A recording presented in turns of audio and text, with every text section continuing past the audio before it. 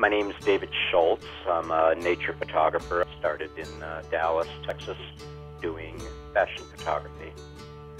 I moved to Utah back in 1980. I came out here on a commercial assignment and just fell in love with the landscape out in this area, the diversity, the mountains, the deserts, the salt flats, you have the change of seasons, and so for a photographer, it's just ideal. The difficult part of the job is having the time and the patience, perhaps, to wait for the right lighting situations. I mean, you can go to a beautiful spot and find a beautiful location, a real pretty scene, but to capture that when the lighting and everything else is just ideal for me, it doesn't happen very often, and when it does, you have to be there and be ready for it.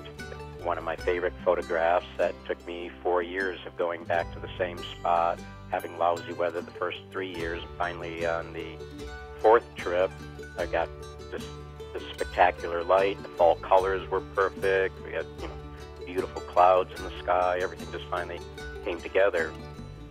One of the most interesting places that I've been is Antarctica. We visited the Falkland Islands, South Georgia Island, and then on down to the Antarctic Peninsula. You would have over 200,000 penguins in a particular colony, and to just have them eventually just come up to you, start pecking away at your boots, or I've got some very cute photographs of one penguin chick, what they call a woolly, looking through the viewfinder of my camera. Got another trip coming up, which will be to the other end of the globe. Instead of penguins, we'll hopefully be photographing polar bear. My favorite traveling companion is a black lab that I got from a shelter named Coda. She's actually certified as a therapy dog. She's been in the gallery or on the road with me ever since. She's an ideal travel companion in the fact that she doesn't really much care how long we stay in a place, as long as there's birds to chase, or as long as she can stick her head out the window of the truck.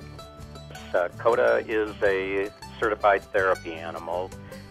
We have a group of mentally handicapped children that we work with, but she's licensed through the Delta Society, so we can take and work with everything from the children that we do to visiting hospitals, working with physical therapy patients, could be working with abused children, but her biggest role as a therapy animal seems to be being in the gallery and greeting all the travelers that come in without their pets. I get a lot of people that just come in to see her year after year instead of the photographs. I became a diabetic in 1970, and one of the complications is the possibility of blindness. I decided I wanted to get out and see as much of the country while I could. My diabetes has never been a real hindrance. It's always been, I guess the way that I look at it, if I had not become a diabetic, I probably would not have become a photographer. And so it's kind of a mixed blessing. I am out traveling alone most of the time, and that is always a concern. There have been several times where I've had to have laser treatment on my eyes because of the diabetes and getting hemorrhages in my retina.